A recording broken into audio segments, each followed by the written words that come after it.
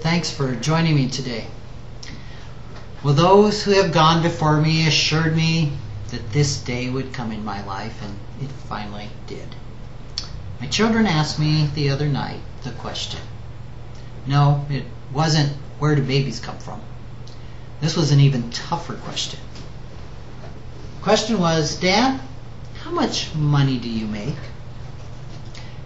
Now, had it ever occurred to me to ask that question when I was growing up, the answer probably would have been some vague parental version of, that is none of your business. I suspect the same would have been true for most of us. Today, however, my work emphasizes helping clients build healthy relationships with money. That includes encouraging them to examine our learned belief that money is a taboo subject for discussion. It's something off the table that we don't talk about. It would have felt wrong then to brush off my kids' question with an evasion like, well, I earn more than I deserve or less than I should. At the same time, I don't want my children to grow up with a sense of irresponsibility or entitlement around money. Simply giving them a number didn't seem like enough of an answer. I also knew that I'd lose their attention in a big hurry if I started in on a lecture about the value of money, how hard I have to work, and how hard that they need or should work. With the societal taboos against disclosing how much you make and what you're worth just screaming to me to shut up, I took a deep breath and I told the kids my daily income. They were pretty impressed. When you figure their weekly allowances of $5, what I earn on a daily basis seems like probably all the money in the world. I helped them then apply some of their math skills to figure out how much that was weekly, monthly, and annually. Then I went on to tell them some of the things that my income pays for. Our house, food, tuition at their schools, taxes, gas, utilities, saving for the future, and so on. At the time I was done, they were able to see where this, what seemed to them to be a huge pile of money, goes rather quickly. They were truly aghast at what things cost.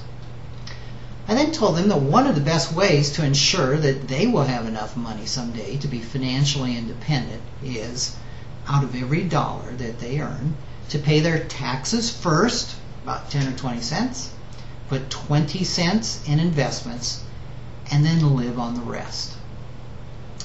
Then came the second question. So, Dad, how much money have you saved?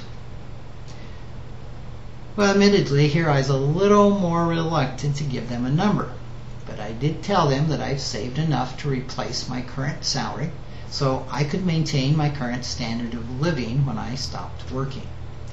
I also had a chance to explain that $1 million isn't as much as it sounds and doesn't provide a person with an opulent retirement income.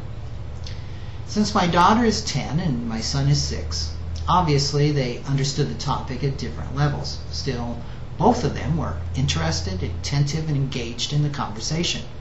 We went on to talk about the importance of doing work that you enjoy and about the average income they might expect from some of the careers they've talked about wanting to have when they grow up.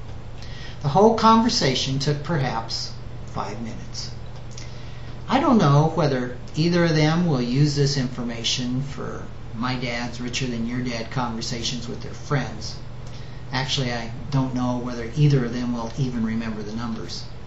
What I do hope is that this conversation is a beginning for them to understand a few basic ideas. That working for a living is the norm, that the money you make is used to provide the things you need and want, that you need to pay yourself first and live on the rest, and that it's preferable to earn money by doing something you enjoy. I also hope that they'll grow up with the idea that money is a topic that can and should be discussed in a respectful and matter-of-fact way. Thanks for joining me.